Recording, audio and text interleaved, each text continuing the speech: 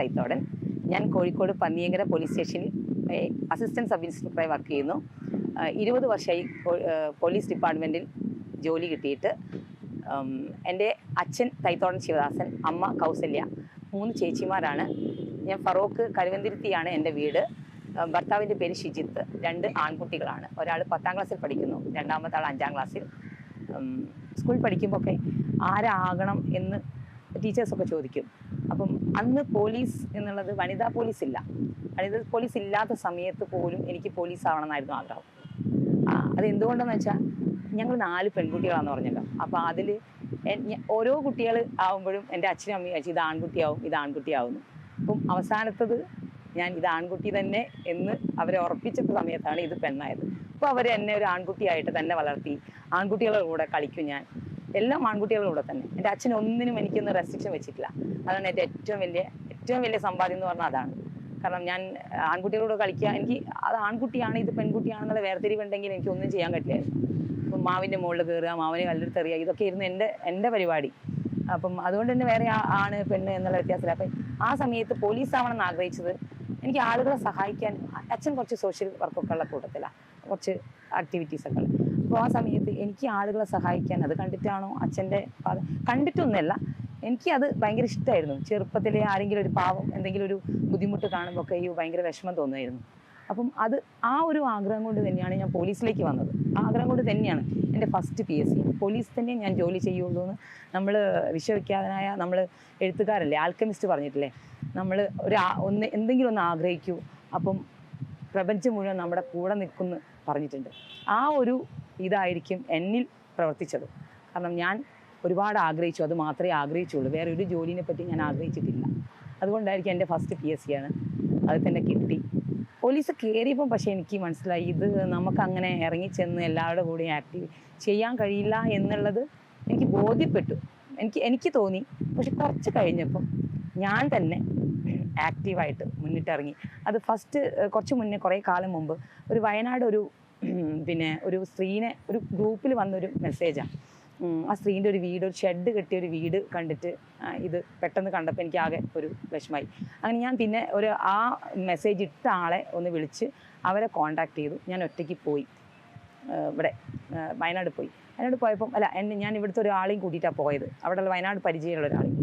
അപ്പോൾ ഞാൻ അവിടെ കണ്ടപ്പോൾ എനിക്ക് അവിടെ ഭയങ്കര 2 കാലിൻ്റെ മുകളിൽ ഒരു ഷീറ്റൊക്കെ വലിച്ച് കെട്ടിയൊരു സ്ത്രീ, 2 മക്കളും. അപ്പോൾ ഞാൻ പോകുമ്പോൾ തന്നെ കുറച്ച് സാധനങ്ങളും ഡ്രസ്സൊക്കെ വാങ്ങിയിട്ടാണ് പോയത്. അരി വാങ്ങാൻ പൈസ ഇല്ല എന്നുള്ളതൊക്കെ ഞാൻ കേട്ടത്. ഞാൻ വാങ്ങിപ്പോയി.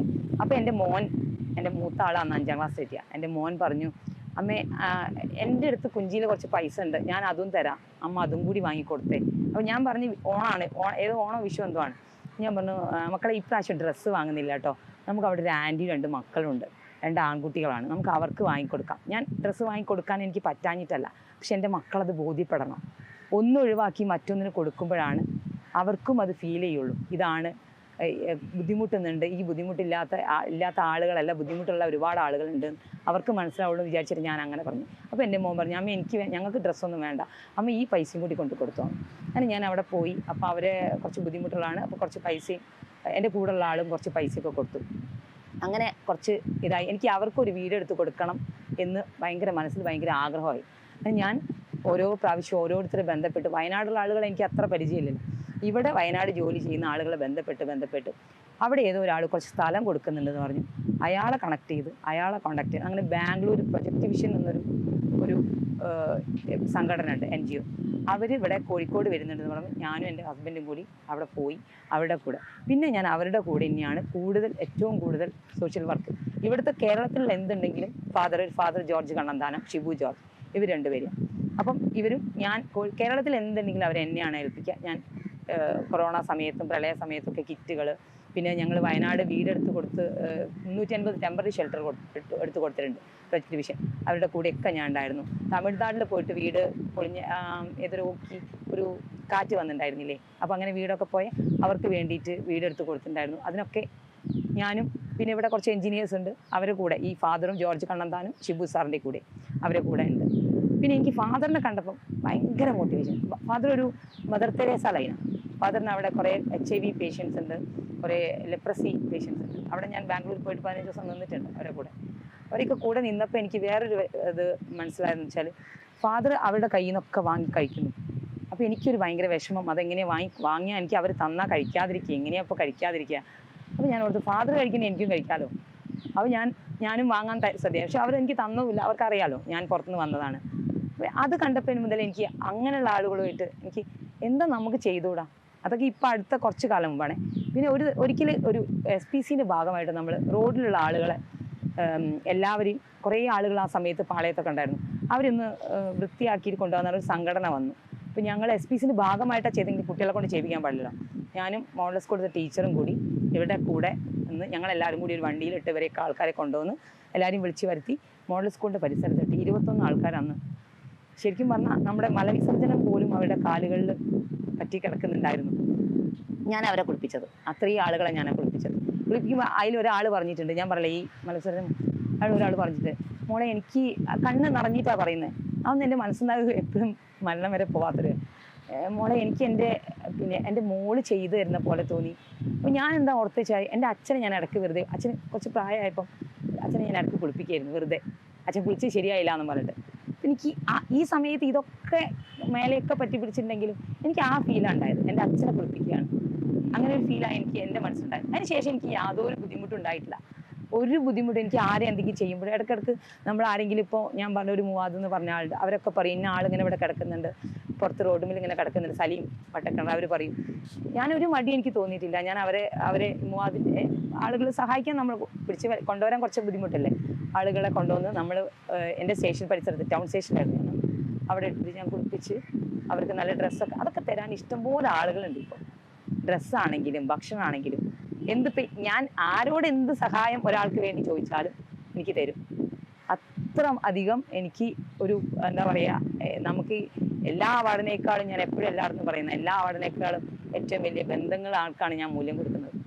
എൻ്റെ ജീവിതത്തിൽ ഏറ്റവും മറക്കാൻ പറ്റാത്ത അനുഭവം എന്ന് പറഞ്ഞാൽ ഒരുപാട് അനുഭവങ്ങളുണ്ട്, ഒരുപാട് ഓർമ്മിച്ചെടുക്കാൻ പറ്റാത്തത്ര അനുഭവങ്ങളുണ്ട്. പക്ഷെ എന്നാലും എനിക്ക് ഒരു എന്താ പറയുക, എൻ്റെ ലൈഫിൽ എന്തെങ്കിലും ചെയ്യണം എന്ന് ഒന്നുകൂടി തോന്നുന്നത് ഒരു കാര്യമാണ്. ഞാനിപ്പോൾ ബാംഗ്ലൂർ, ഞാൻ പറഞ്ഞല്ലോ, ഒരു ഞങ്ങളുടെ ജോർജ് കണ്ണന്താനം, എൻ്റെ ഫാദർ ആൻഡ് ഗോഡ് ഫാദർ, ഞാനിപ്പം ഷിബു സാറ്, അപ്പോൾ ഇവരുടെ അടുത്തേക്ക് ഞാൻ ബാംഗ്ലൂർ ഒരു 15 ദിവസം നിൽക്കാൻ പോയിട്ടുണ്ടായിരുന്നു. അപ്പം സുമനഹള്ളി എന്നൊരു സ്ഥലത്ത് ഒരു വില്ലേജ്, ഗ്രാമമാണ്. അതിൻ്റെ മുഴുവനായിട്ട് അവിടെ ലെപ്രസി എയ്ഡ്സ് രോഗികളാണ് അവിടെ. ഫാദർ അവരെ സംരക്ഷിച്ചുകൊണ്ടിരിക്കുക, അവരെ പരീക്ഷിച്ചുകൊണ്ടിരിക്കുക. അവിടെ പോയപ്പം എനിക്ക് അവിടുത്തെ ആളുകളെ കണ്ടപ്പം അല്ലാണ്ട് മനസ്സിൽ മദർ തെരേസ നമ്മൾ പറഞ്ഞു കേട്ടിട്ടേ ഉള്ളൂ. അപ്പം അതിൻ്റെ ബാക്കി ഒരു ഭാഗമാണ് നമ്മുടെ ജോർജ് കണ്ണന്താനം എന്ന് മനസ്സിലായി. എനിക്കും അതുപോലെ ആകണം എന്ന് ആഗ്രഹിച്ച, ഞാൻ എന്നും ചിന്തിക്കുന്ന, എന്നും മനസ്സിലോർക്കുന്ന ആ ആളുകളെ എങ്ങനെ പരിരക്ഷിക്കാം. ഇപ്പം 25 വർഷമായി ഫാദർ ജോർജ് കണ്ണന്താനം ഇവരുടെ കൂടെ കഴിയുന്നു. അപ്പം നമ്മളൊക്കെ അവരെ മാറ്റി നിർത്തുകയാണ്, നമ്മുടെ ജീവിതത്തിൽ നമ്മളെ കാണുമ്പോൾ മാറ്റി നിർത്തുന്നു. ഇപ്പം ഞാനടക്കം ആ ദിവസം വരെ എയ്ഡ്സ് ഉള്ള ആളുകളെ കണ്ടാലും മാറ്റി നിർത്തും, ലെപ്രസി ഉള്ള ആളുകളെ കണ്ടാൽ അയ്യോ ലെപ്രസി പകരും എന്ന് പറഞ്ഞിട്ട് നമ്മൾ അങ്ങോട്ടും ഇങ്ങോട്ടും മാറ്റി നിർത്താം. പക്ഷെ എന്തുകൊണ്ട് ഈ ഫാദർ 25 വർഷമായിട്ട് ഫാദറിനും അവരുടെ കൂടെയുള്ള ജോസേട്ടൻ, ഒരുപാട് ആളുകളുണ്ട് എനിക്കറിയുന്നത്, ഷിബു സാറ്, ഇവരൊക്കെ അവരുടെ കൂടെ 25 വർഷമായിട്ട് എന്നിട്ടും ഒന്നും സംഭവിക്കുന്നില്ലല്ലോ എന്ന് നോക്കിയപ്പോൾ ഞാൻ അവരോട് ചോദിച്ചു 25 വർഷമായിട്ട്. അപ്പം അവർ പറഞ്ഞത് ലെപ്രസി ആണെങ്കിലും മരുന്ന് കഴിച്ച് അവരെ നിർത്തിയാൽ പിന്നെ അത് ഒരിക്കലും അത് സ്പ്രെഡ് ആവില്ല. എനിക്ക് അതൊരു വല്ലാത്തൊരു അറിവാണ് എങ്കിലും, പക്ഷെ അവര് അനുഭവമാണ്. കാരണം ഫാദറും ഇവരൊക്കെ നിന്നിട്ടും അവർക്കൊന്നും പറ്റുന്നില്ലല്ലോ. എനിക്ക് അതൊരു, എൻ്റെ മരണം വരെ എനിക്ക് ഇങ്ങനത്തുള്ള ആളുകളെ ഒന്ന് എന്താ പറയുക സംരക്ഷിക്കണം എന്നും അവർക്കൊരു പുനരധിവാസം കൊടുക്കണം എന്നുള്ള ആഗ്രഹം വലിയതുണ്ട്. പക്ഷെ അതുപോലെ തന്നെ ആളുകൾ, പ്രായമുള്ള ആളുകൾ, ഇങ്ങനെ അച്ഛനും മക്കളും ഉപേക്ഷിക്കുന്ന ആളുകളെ, അവരെ പൈസയൊന്നും വാങ്ങാതെ ഒരു സദനം തുടങ്ങണം എന്നാണ് എൻ്റെ റിട്ടയർഡ് ജീവിതത്തിൽ ഞാൻ ആഗ്രഹിക്കുന്ന കാര്യം. എനിക്ക് എൻ്റെ ജീവിതത്തിൽ ഏറ്റവും വലിയൊരു വേദനിക്കുന്ന ഒരു അനുഭവം ഉണ്ടായി. കാരണം ഒരു 1.5-2 വർഷം മുമ്പ് റെയിൽവേ സ്റ്റേഷന് പരിസരത്ത് വെച്ചിട്ട് ഒരു പയ്യൻ എന്ന് പറഞ്ഞ ഒരു ചെറുപ്പക്കാരൻ ഇരിക്കുന്നുണ്ട്, അയാൾ ഭ്രാന്തൻ ഇരിക്കുന്നുണ്ടെന്നാണ് ഞാൻ പറഞ്ഞു കേട്ടത്. അപ്പം ഞാനും ഒരു മുവാദ്, നമ്മുടെ എപ്പോഴും എന്നെ സഹായിക്കുന്ന ആംബുലൻസ് സർവീസ് നടത്തുന്ന ഒരു മുവാദ്, അവരും കുറേ 2-3 സലീം വട്ടക്കിണർ, അങ്ങനെ 2-3 ആൾക്കാർ കൂടി ഞങ്ങൾ അവിടെ പോയി അവനെ എടുത്തു കൊണ്ടുവന്നു, സ്റ്റേഷനിൽ കൊണ്ടുവന്നു. അവൻ കൂടെ വന്നു, ഒന്നും പറയാതെ തന്നെ വന്നു. ഒഷിഞ്ഞ വസ്ത്രം, ശരിക്കും ഒരു ഭ്രാന്തനെ പോലെ കാണാൻ, ഒരു കൂടി ഇരിക്കുന്നുണ്ട്, കുറേ കവറുകളുണ്ട്. ആ കവറുകളും എല്ലാം ആയിട്ട് തന്നെ അവൻ വരുന്നത്. ഞങ്ങളെ കൂടെ വന്നു. അന്ന് ഞാൻ ടൗൺ പോലീസ് സ്റ്റേഷനിലാണ് ജോലി ചെയ്യുന്നത്. ടൗൺ പോലീസ് സ്റ്റേഷനിലെ കോമ്പൗണ്ടിലിട്ട് ഞാൻ അവനെ കുളിപ്പിച്ചു, അവനെ ഡ്രസ്സൊക്കെ മാറ്റി. അപ്പോഴാണ് മനസ്സിലായത് അവൻ ഭ്രാന്തനല്ല, അവന് സംസാരിക്കാൻ കഴിയില്ല എന്നുള്ളത് മനസ്സിലായത്. അപ്പോൾ അവനോട് പലതവണ പല രീതിയിലും ആംഗ്യ ഭാഷയിൽ ഒന്നും ചോദിച്ചിട്ട് അവന് മനസ്സിലാവുന്നില്ല. ഞാൻ അവനെ കൈ പിടിച്ച് കൊണ്ട് നടത്തി, ഇതിലൂടെയൊക്കെ നടത്തി. അവന് കാലിന് വലിയൊരു മുറിവുണ്ടായിരുന്നു. അപ്പോൾ അതിന് ഞങ്ങൾ ബീച്ച് ഹോസ്പിറ്റലിൽ കൊണ്ടുപോയി 5 ദിവസം അഡ്മിറ്റ് ആക്കി ചികിത്സിച്ചു. അവിടെയുള്ള ആളുകളെയൊക്കെ അവനെ നോക്കാൻ പറഞ്ഞു, ഭക്ഷണം കൊണ്ടു കൊടുത്തു. അപ്പോൾ അവൻ ഈ കവറുകളിൽ കുറേ മിഠായികൾ, കുറേ ചെറിയ സാഷേഴ്സ്, വെളിച്ചെണ്ണയുടെ സാഷേഴ്സ്, ബ്രഷ്, ഒരു 10-100 ബ്രഷ് ഉണ്ട്, കുറേ കോയിൻസ്, ഇതൊക്കെയാണ് കവറുകളിൽ. പക്ഷെ മുഷിഞ്ഞ കവറുകളാണ്. അപ്പോൾ അതൊക്കെ എടുത്ത് മാറ്റാൻ ഒരാളെടുത്ത് കൊടുക്കുന്നില്ല. പക്ഷെ അവൻ എന്നെ കണ്ടപ്പോൾ അതെനിക്ക് എൻ്റെ അടുത്ത് തന്നു. എനിക്ക് ഭയങ്കര സങ്കടമായിപ്പോയി. ഒരുപാട് ആൾക്കാർ എൻ്റെ കൂടെ ഉണ്ട്, ആണുങ്ങളുണ്ട്, അവരുടെ അടുത്തൊന്നും അവൻ കൊടുക്കുന്നില്ല. എൻ്റെ അടുത്ത് തന്നു. ഞാൻ അത് വേറൊരു ബാഗൊക്കെ വാങ്ങി ഇതൊക്കെ ഇട്ട് ഞാൻ കൊടുത്തു. ഞാൻ അവനെ വൃദ്ധസ്ഥാനം, സ്നേഹതീരം എന്ന വൃദ്ധസ്ഥാനത്ത് ആക്കിയപ്പോഴും എനിക്ക് അവൻ എൻ്റെ കൈ പിടിച്ചാണ് നടക്കുന്നത്. ഒരു 22 വയസ്സ് 23 വയസ്സ് പ്രായം വരും. ഞാൻ തന്നെ അവനെ പേരിട്ടു, ബാബു എന്ന് പേരിട്ടു. ഞാൻ അവനെയും കൊണ്ട് ഇങ്ങനെ വൃദ്ധസ്ഥാനം മുഴുവൻ നടന്നു. അവനെ എൻ്റെ കൈ പിടിച്ച് ഇങ്ങനെ എല്ലാ സ്ഥലത്തും കൊണ്ട് നടന്നു. അവന് ഭയങ്കര കംഫർട്ടായിരുന്നു അന്ന്. പക്ഷെ പിറ്റേന്ന് അവിടുത്തെ കെയർ ടേക്കർ എന്നെ വിളിച്ചിട്ട് പറഞ്ഞു, മേഡം നിങ്ങളെ കാണാനാന്ന് തോന്നുന്നു, അവൻ എന്തൊക്കെയോ അങ്ങനെ കാണിക്കുന്നുണ്ട് ഫോണിൽ. എന്നിട്ട് എന്നെ വീഡിയോ കോൾ ചെയ്ത് കാണിച്ചു തന്നു. എനിക്ക് കാണിച്ചപ്പോൾ അവനുണ്ടായ സന്തോഷം എനിക്ക് മറക്കാൻ പറ്റില്ല ആ ലൈഫിൽ. കാരണം എൻ്റെ ജീവിതത്തിൽ എൻ്റെ മക്കൾ പോലും എന്നെ കാണുമ്പോൾ ഇത്ര സന്തോഷിച്ചിട്ടുണ്ടാവില്ല. എന്താണ് എന്നിൽ കണ്ടതെന്ന് എനിക്കറിയില്ല. പക്ഷെ അത് ഞാൻ ഒരുപാട് സ്ഥലത്ത് പല മിസ്സിങ് ഗ്രൂപ്പുകളൊക്കെ ഉണ്ട്. അവിടെയൊക്കെ കേരളത്തിൻ്റെ എല്ലാ ഇന്ത്യയിലെ എല്ലാ ഗ്രൂപ്പുകളിലും ഞാൻ ഷെയർ ചെയ്തു ഇയാളുടെ ഫോട്ടോയും ഇതൊക്കെ വെച്ചിട്ട്. പക്ഷെ ആരും ഇങ്ങനെ ഒരാളെ കാണാനില്ല എന്ന് പറഞ്ഞിട്ട് എനിക്ക് ഉറപ്പാണ്, ചെറിയ കുട്ടിയായ സമയത്ത് 3 വയസ്സിലും കുറവുള്ള കുട്ടിയാവുന്ന സമയത്ത് അവൻ ഏതോ വീട്ടിൽ നിന്ന് മിസ്സായതാണ്. ഇപ്പോഴും എനിക്കറിയാം മലപ്പുറം ഒരു വൃദ്ധസദനത്തിൽ ഉണ്ടെന്ന് എനിക്കറിയാം. ഞാൻ അവരെ കോണ്ടാക്ട് ചെയ്തിട്ടുണ്ടായിരുന്നു. പക്ഷെ ഞാൻ ഇപ്പോഴും അവരുടെ ഒരു അച്ഛനും അമ്മേനെയും, കാരണം ഒരു കുട്ടി നഷ്ടപ്പെട്ടാൽ ആ അച്ഛനും ഉണ്ടാകുന്ന വേദന എത്രയായിരിക്കും, അവരെങ്ങനെ എത്തിച്ചു കൊടുക്കണം. എനിക്ക് ഉറപ്പാണ് അവൻ്റെ അച്ഛനും അമ്മേനെയും കണ്ടെത്തുന്നത്. അതിന് ഞാൻ പരിശ്രമിച്ചുകൊണ്ടിരിക്കുന്നുണ്ട് ഇപ്പോഴും. ഇതുവരെ ഞാൻ എന്തെങ്കിലും പ്രവൃത്തി ചെയ്തിട്ടുണ്ടെങ്കിൽ, എന്തെങ്കിലും ആളുകൾക്ക് എന്നെ കൊണ്ട് എന്തെങ്കിലും ഉപകാരം കിട്ടിയിട്ടുണ്ടെങ്കിൽ, സഹായം കിട്ടിയിട്ടുണ്ടെങ്കിൽ, അതിനേക്കാളും ഉപരി ഏറ്റവും വലിയ അച്ചീവ്മെൻ്റ് എന്ന് പറഞ്ഞാൽ എൻ്റെ ലൈഫിൽ എൻ്റെ പ്രവൃത്തി കണ്ടിട്ടോ പ്രവൃത്തി കാണാതെയോ എൻ്റെ കൂടെ നിൽക്കാൻ, എൻ്റെ കൂടെ അത്രയും എന്ത് വന്നാലും ആർക്ക് വേണ്ടിയും സഹായം ചെയ്യാൻ, ഏത് പാതിരാത്രിക്കോ ഏത് പ്രളയത്തിലോ ഏത് വിഷമഘട്ടത്തിലോ നിൽക്കാൻ ഒരു ആയിരക്കണക്കിന് ആളുകളെ കിട്ടി. അവരെ എന്നിലൂടെ ഒരു ചെറിയ രീതിയിലെങ്കിലും എനിക്ക് അവർക്കൊരു പ്രചോദനമാവാൻ പറ്റി എന്നുള്ളതാണ് എൻ്റെ ഏറ്റവും വലിയ അച്ചീവ്മെൻറ്റ്. ഇത് ഞാൻ ലൈഫിൽ എൻ്റെ അവസാനം വരെ ഈ നേട്ടമാണ് എൻ്റെ ഏറ്റവും വലിയ നേട്ടം എന്ന് തന്നെയാണ്. നേട്ടം 1000 എന്നുള്ളത് 10,000 ലക്ഷക്കണക്കിന് ആളുകൾ ഈ ഒരു ഇതിലേക്ക് സോഷ്യൽ സർവീസിലേക്ക് വരും. അവരിലൂടെ നമ്മളെ ഈ രാജ്യത്തുള്ള എല്ലാ ആളുകൾക്കും പട്ടിണിയും വീടില്ലാത്തവർക്ക് വീടും എല്ലാം ഉണ്ടാക്കി കൊടുക്കാൻ പറ്റും എന്നുള്ള ഒരു പ്രതീക്ഷ എനിക്കുണ്ട്. എൻ്റെ ഈ ഒരു ലൈഫിൽ എനിക്ക് ഏറ്റവും ഒരു സന്തോഷകരമായ ഒരു മൂമെൻ്റ് എന്ന് പറഞ്ഞാൽ, മാവൂർ ചെറുപ്പ സ്വദേശിയായ ഒരു രാജീവ് എന്ന് പറഞ്ഞ ഒരാളുണ്ട്. അയാൾ 6.5 വർഷമായിട്ട് ഒരു ബിൽഡിങ്ങിൻ്റെ മുകളിൽ നിന്ന് താഴെ വീണിട്ട് കിടപ്പിലാണ്. നട്ടല് പൊട്ടിയിട്ട് കിടപ്പിലായ ഒരു രോഗിയാണ്. അപ്പം ഇയാളെ അവിടുത്തെ പോലീസ് മുഖേനയാണ് ഞാൻ അറിയുന്നത്. ഞാൻ അവിടെ പോയതിന് ശേഷം ഇയാളുടെ കണ്ടു. ഞാൻ ബാംഗ്ലൂർ നമ്മളെപ്പോഴും സഹായിക്കുന്ന ഞാനതിൻ്റെ ഭാഗമാണെന്ന് ഞാൻ നേരത്തെ പറഞ്ഞിരുന്നു. പ്രൊജക്റ്റ് വിഷൻ എന്ന സംഘടനയുടെ ഫാദറുമായിട്ട് സംസാരിച്ചു. ഫാദറിനെ കൂട്ടിക്കൊണ്ടുവന്നു, കാണിച്ചു. ഞങ്ങൾ അവനെ ബാംഗ്ലൂർ ഒരു ഹോസ്പിറ്റലിൽ കൊണ്ടുപോയി ചികിത്സിപ്പിച്ചു. അങ്ങനെ ഒരു കാലിപ്പർ എന്നൊരു സാധനം നമ്മൾ മേലെ ഫിറ്റ് ചെയ്തിട്ട് അവൻ ബാംഗ്ലൂരിൽ നിന്ന് തിരിച്ചു വരുമ്പോൾ 6.5 വർഷമായി കിടപ്പിലായ അയാൾ തിരിച്ചു വരുമ്പോൾ ഇതിൻ്റെ സഹായത്തോടെ നടന്നിട്ടാണ് വന്നത്. ആ ഒരു മൂമെൻറ്റ് ഭയങ്കര മറക്കാൻ പറ്റാത്ത ഒരു മൂമെൻ്റാണ്. കാരണം ഒരിക്കലും അവൻ തന്നെ 2 കാല് താഴെ വെച്ച് നടക്കാൻ പറ്റുമെന്ന് അവൻ തന്നെ വിചാരിച്ചില്ല എന്ന് അവൻ പറഞ്ഞിരുന്നു. പക്ഷെ അത് എൻ്റെ ജീവിതത്തിൽ മറക്കാൻ പറ്റാത്ത ഒരു അഭിമാനവും അഹങ്കാരവും നിറഞ്ഞൊരു മൂമെൻ്റാണ്. വേറെ ഒരു ഇൻസിഡൻ്റ് എന്ന് പറഞ്ഞാൽ, ഞാൻ പുതിയറ ഒരു ഫാമിലിയിൽ പെയിൻ ആൻഡ് പാലിയേറ്റീവ് കൂടെ പോയിട്ടുണ്ടായിരുന്നു. അപ്പോൾ ആ വീട്ടിൽ കറണ്ടില്ല. 6.5 മാസമായിട്ട് ആ വീട്ടിൽ കറണ്ടില്ല. കറണ്ട് ഇല്ലാത്തതിൻ്റെ കാരണം അവിടെ എന്തോ എർത്തിൻ്റെ കംപ്ലൈൻറ്റോ കാരണം 18,500 രൂപ കറണ്ട് ബില്ലായി അവർക്ക് അടയ്ക്കാൻ പറ്റില്ല. കാരണം ഭാര്യയും ഭർത്താവ് മാത്രമേ ഉള്ളൂ. അയാൾക്ക് സുഖമില്ല, അയാൾ വളരെ അസുഖബാധിതനായി കിടക്കണം. വൈഫിന് ചെറിയൊരു മെൻ്റൽ ഡിപ്രഷൻ ഉണ്ട്, എങ്ങനെയൊക്കെയോ ജീവിക്കുകയാണ്. അപ്പോൾ ആ വീട്ടിൽ പോയപ്പം പകൽ സമയത്ത് ചെറിയൊരു വിളക്ക് കത്തിച്ചിട്ടാണ് അവർ റൂമിലിരിക്കുന്നത്. വീടെന്ന് പറഞ്ഞുകൂടാ, അടിയിലൊക്കെ എലി കറണ്ട് തിന്ന് ഫുള്ള് നിലം പോലെ നിൽക്കുന്ന ഒരു സ്ഥലം. ആ സ്ഥലത്ത് പോയി. അപ്പം ഞാൻ ഇതെങ്ങനെ കറണ്ട്, ആ സമയത്ത് തന്നെ ഞാൻ KSB വിളിച്ചു. KSB വിളിച്ചപ്പോൾ അവർ പറഞ്ഞു ഒരു രക്ഷയില്ല, കറണ്ട് ബില്ല് അടച്ചേ പറ്റൂ, എന്നാലേ കറണ്ട് ചെയ്ത് കൊടുക്കാൻ പറ്റുള്ളൂ എന്ന്. ഞാൻ അപ്പം തന്നെ ആ സാധനം ഒരു പത്രത്തിൽ റിപ്പോർട്ട് ചെയ്തു. മനോരമയിൽ നമുക്ക് അറിയുന്ന ഒരാളെ വിളിച്ചിട്ട് റിപ്പോർട്ട് ചെയ്തു. ആ റിപ്പോർട്ടിൻ്റെ അടിസ്ഥാനത്തിൽ പല ആളുകളും എന്നെ കോൺടാക്ട് ചെയ്തു.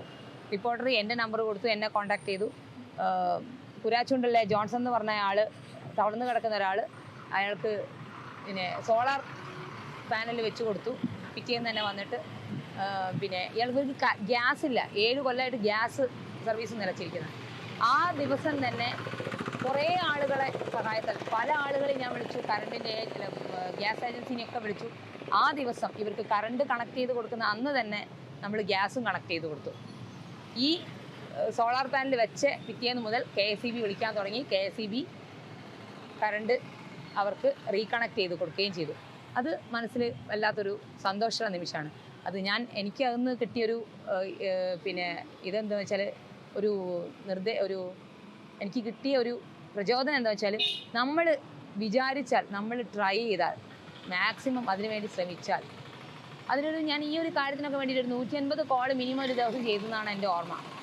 ശ്രമിച്ചാൽ എന്ത് കാര്യമാണെങ്കിലും സാധിക്കും എന്നാണ് എനിക്കിതൊന്ന് മനസ്സിലാക്കാൻ പറ്റിയത്. സുനിത മാഡത്തിനെ പറ്റി പറയുകയാണെങ്കിൽ പേഴ്സണലായിട്ട് ഒരു 4 വർഷം മുമ്പുള്ള പരിപാടികളിൽ ഓരോ പരിപാടികൾ വരുമ്പം പ്രത്യേകിച്ച് കോഴിക്കോട് സിറ്റിയിൽ നിർധനരായ രോഗികളായിട്ടും ആരുമില്ലാത്ത ആളുകൾക്കൊക്കെ ഓരോ സഹായം അഭ്യർത്ഥിച്ച് ഞങ്ങൾ ആംബുലൻസുമായി ബന്ധപ്പെടാറുണ്ട്. അപ്പം ഒന്നും നോക്കാതെ, എന്ന് പറഞ്ഞാൽ മൂപ്പര് ഒരു ഡ്യൂട്ടി പോലീസ് ഓഫീസറാണെന്നുള്ള ബന്ധമൊന്നുമല്ല, ഒരു ചാരിറ്റി പ്രവർത്തനത്തിന് ഇറങ്ങിയ ബന്ധത്തിലാണ് ഉണ്ടാവല്. കാരണം മൂപ്പരൊരു പോലീസ് ഡ്യൂട്ടി എന്നുള്ളതിലല്ല ചെയ്യാറുള്ളത്. പ്രത്യേകിച്ച് ഞങ്ങളെ വിളിച്ചിട്ട് മൂപ്പരിപ്പം ഓരോ പേഷ്യൻറ്റിനെ കൊണ്ടുമ്പോൾ പ്രത്യേകിച്ച് രാത്രി പോലും മൂപ്പര് ഒന്നുമില്ലാതെ ഞങ്ങളുടെ കൂടെ ഒക്കെ ഇറങ്ങിയിട്ട് ഈ ഓരോ പേഷ്യൻറ്റിനെ മെൻ്റൽ ഹോസ്പിറ്റലുകളിലേക്കും പിന്നെ ബീച്ച് ഹോസ്പിറ്റലിൽ കൊണ്ടുപോയിട്ട് അഡ്മിറ്റ് ചെയ്യാനും അത് കഴിഞ്ഞ് വേണ്ടി അവർക്കുള്ള ഫോർമാലിറ്റീസ് എന്തൊക്കെയാണ് വേണ്ടത് അതൊക്കെ ചെയ്തു കൊടുക്കാനൊക്കെ ഞങ്ങളുമായി എത്രയോ സഹകരിച്ചിട്ട് ചെയ്തൊരു വ്യക്തിത്വം എന്ന് പറയുകയാണെങ്കിൽ എത്രയോ ഞങ്ങൾക്ക് പറയാനുണ്ട്. പിന്നെ മൂപ്പരൊരു ഒരു പോലീസ് ഉദ്യോഗസ്ഥ എന്നുള്ള നിലയിലല്ല ഇതൊന്നും ചെയ്യുന്നത്. മൂപ്പര മനുഷ്യത്വത്തിൻ്റെ ഉള്ളിലുള്ള ചില കാര്യങ്ങളൊക്കെ ഉണ്ടല്ലോ, അപ്പോൾ ഓരോ മനുഷ്യന്മാർക്കും ഉണ്ടാവില്ല, ആ നിലയിലാണ് മൂപ്പര് ചെയ്യുന്നത്. മൂപ്പരിക്കിപ്പം എന്തെങ്കിലും ഒരു പ്രത്യേകിച്ച് എന്തെങ്കിലും നാട്ടുകാരുടെയോ അല്ലെങ്കിൽ ഓരോ ഒഫീഷ്യലായിട്ടുള്ള ഡ്യൂട്ടിക്കോ അങ്ങനെ കിട്ടാനുള്ളതൊന്നുമല്ല. മൂപ്പര മനസ്സിൻ്റെ ഉള്ളിൽ നിന്ന് വന്ന പ്രവർത്തനങ്ങളാണ്. പ്രത്യേകിച്ച് ഇപ്പം 1-2 കാര്യങ്ങൾ എടുത്ത് പറയാനുണ്ട്. ഇപ്പോൾ റെയിൽവേ സ്റ്റേഷൻ്റെ അവിടെ ഒരു പാവപ്പെട്ട എന്ന് പറഞ്ഞാൽ ഒരു നിവൃത്തിക്കും ഒരു ഇതും ഇല്ലാത്ത ഒരാളുണ്ടായിരുന്നു. മൂപ്പര് സ്റ്റേഷനിലേക്ക് കൊണ്ടുപോയി കുളിപ്പിച്ച് ഡ്രസ്സൊക്കെ മേടിച്ചു കൊടുത്ത് അതുമാതിരി മുടിയൊക്കെ ഫുള്ള് കട്ട് ചെയ്ത് നല്ലൊരു വൃത്തിയുള്ള മനുഷ്യനായിട്ടുള്ള ആ ഫോട്ടോസൊക്കെ വേണമെങ്കിൽ ഞങ്ങളെടുത്തുണ്ട്. പണ്ട് നല്ല ഇതായിട്ട് വളർന്ന ആളുകളാണെന്ന് പറഞ്ഞ് പെട്ടെന്നൊരു സുപ്രഭാതത്തിൽ വീടുകളൊക്കെ വിട്ട് ഇവിടെ അലഞ്ഞ് തിരിഞ്ഞ് നടക്കുന്ന ആളുകളാണ്. അപ്പോൾ അങ്ങനത്തെ ഒരു 4-5 കേസുകൾ തന്നെ മൂപ്പര് ഞങ്ങളെ കൊണ്ടുപോയിട്ട് ഇങ്ങനെ സ്റ്റേഷനിലും പിന്നെ ഓരോ സ്ഥലത്ത് വെച്ചിട്ട് മൂപ്പര് നല്ല നിലയിലുള്ള ആളുകളൊക്കെ ആയിട്ട് ഒരു പുതുജീവിതം തന്നെ കൊടുത്തൊരു വ്യക്തിയാണ്. കാരണം മൂപ്പര് പേഴ്സണലായിട്ട് ഇപ്പോൾ ഇവിടെ പോയി നോക്കിക്കഴിഞ്ഞാലും മൂപ്പര് പേഴ്സണാലിറ്റി ഇപ്പോൾ ഞങ്ങളുമായി മാത്രമല്ല കുറേ സംഘടനകളുണ്ട്, അവരുടെ അടുത്തൊക്കെ മൂപ്പര് നല്ല നിലയിലാണ് പ്രവർത്തിച്ചിട്ട് ഇങ്ങനത്തെ ഓരോ ജീവകാരുണ്യ പ്രവർത്തനത്തിൽ ഇറങ്ങുന്നത്. ഞാൻ ലയൺ മധുസൂദനൻ, അതായത് ലയൺസ് ക്ലബ് ഓഫ് കാലിക്കറ്റിൻ്റെ പ്രസിഡൻ്റാണ്. ലയൺസ് ക്ലബ് ഓഫ് കാലിക്കറ്റ് പറഞ്ഞ് കേരളത്തിലെ ആദ്യത്തെ ലയൺസ് ക്ലബ്ബ്. പാലിയേറ്റീവ് പേഷ്യൻസിന് 6 മാസത്തേക്കുള്ള ഫുഡ് കിറ്റ് ഓരോ മാസവും 100 ഫുഡ് കിറ്റ് വെച്ചിട്ടാണ് നമ്മൾ, അത് ഓൾ ഓവർ കേരള കൊടുത്തതാണ്. ഇവിടെ ഓർഗനൈസ് ചെയ്തത് ലയൺസ് ക്ലബ് ഓഫ് കാലിക്കറ്റാണ്. അത് ഡൽഹിയിലുള്ള ഒരു സംഘടന, ഡിസ്ട്രസ് മാനേജ്മെൻറ്റ് കളക്റ്റീവ് ഇന്ത്യ എന്നുള്ള സംഘടനയുമായി ചേർന്നാണ് അത് നടത്തിയത്. അപ്പോൾ അങ്ങനെയാണ് സുനിതയൊക്കെ പരിചയപ്പെടും. സുനിതയാണ് ഈ ഫുഡ് കിറ്റ് അറേഞ്ച് ചെയ്തുകൊണ്ടിരുന്നത് ആ സമയത്ത്. അതായത് റോഡിൽ കിടക്കുന്നവരെ കുളിപ്പിച്ച് അവരെ വൃത്തിയാക്കി അവരെ പുനരധിവസിപ്പിക്കുക, അതുകൂടാതെ ഒരുപാട് കാര്യങ്ങൾ എനക്കെന്നെ അത്ഭുതപ്പെട്ടു. ഇത്രയും ഒരാൾക്ക് ചെയ്യാൻ പറ്റുമോ എന്നുള്ള കാര്യം അന്നാണ് വളരെയധികം അത്ഭുതപ്പെടുത്തിയൊരു സംഭവമായിരുന്നു അതെല്ലാം. അപ്പം അങ്ങനെ ഒരുപാട് കാര്യങ്ങൾ നടപടി ഇന്നിപ്പം ചെയ്തുകൊണ്ടിരിക്കുന്നുണ്ട്. ഓരോ കാര്യത്തിൽ തന്നെ വിളിക്കും, നമ്മൾ ലയൺസ് ക്ലബ് ത്രൂ അത് ചെയ്തു കൊടുക്കുന്നുണ്ട്. ഇത്രയും കാര്യങ്ങളാണ് സുരേന്ദ്രനെ പറ്റി എനിക്ക് പറയാനുള്ളത്.